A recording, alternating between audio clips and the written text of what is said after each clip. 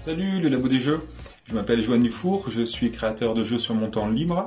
Je suis l'auteur de Trésor, qui est sorti chez Djeco en 2017, de Flash 8 aussi, qui est sorti l'année dernière chez le Scorpion Masqué, et de Dream Runners, qui doit sortir fin d'année 2020.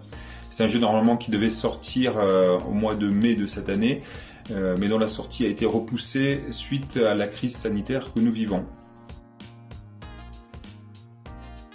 Alors, je suis actuellement confiné chez moi avec ma femme et mon fils à Toulouse.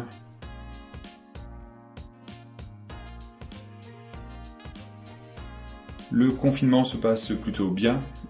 Ma compagne et mon fils et moi, on est passionnés par plein de trucs. On aime bien bouquiner, on aime bien jouer, on aime bien écouter de la musique.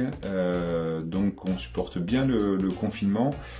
Pour ma part, moi je travaille à l'hôpital la semaine, donc je suis en contact encore avec le monde extérieur.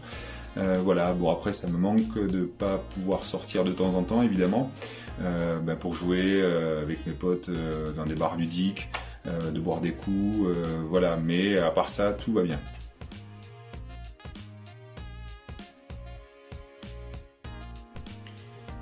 Je profite à fond de la période de confinement pour jouer avec mon fils. Lucas qui a 6 ans, on joue beaucoup à des jeux familiaux. Je lui ai fait découvrir Les Aventuriers du Rail, qu'il aime beaucoup, et il arrive même à me battre, donc ça c'est plutôt cool. On ressort beaucoup un jeu qui s'appelle Kingdom Run, c'est un jeu d'Eric Lavry qui est édité chez Ankama. C'est un jeu de course très malin, avec plein de rebondissements. Je crois que c'est le jeu auquel on joue le plus en ce moment. Voilà. Ensuite on joue aussi à King Domino, à Red Panda, c'est un jeu de Romaric Gallonnier, un petit jeu de cartes facile à sortir, avec des parties très courtes, donc impeccable pour jouer avec mon fils.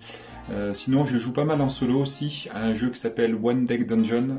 C'est un jeu voilà, de donjon où c'est qu'on doit combattre des créatures. Pour moi c'est un des meilleurs jeux solo qui existent. Je profite aussi de jouer à Welcome, la version solo, mais qui a été imaginée par Alexis Allard et qui est tout simplement excellente.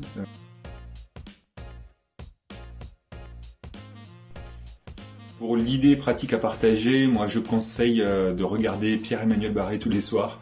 En fait c'est un ancien chroniqueur de France Inter qui assure un journal de confinement et chaque soir voilà, il passe au vitriol un petit peu la politique actuelle.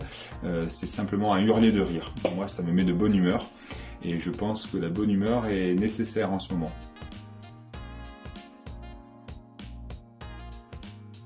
Il y a quelques années, j'avais créé un jeu de lettres qui s'appelait Carimo.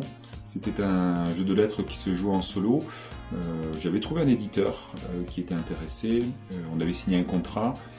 Malheureusement, l'éditeur a mis la clé sous le paillasson. Et je me suis retrouvé bien embêté.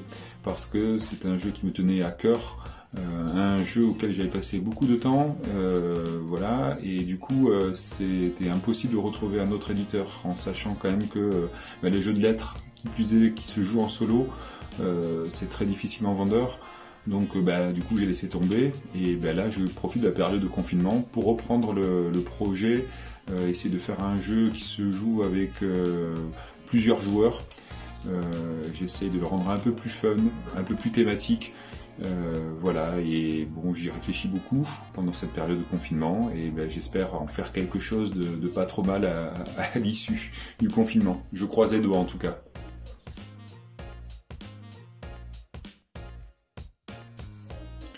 Je profite de cette vidéo pour faire un coucou à tous mes amis joueurs et non-joueurs aussi, à ma famille évidemment.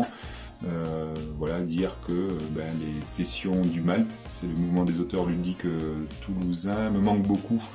J'espère retrouver mes amis du Malte très très bientôt et je leur souhaite beaucoup de courage et de création pendant cette période de confinement.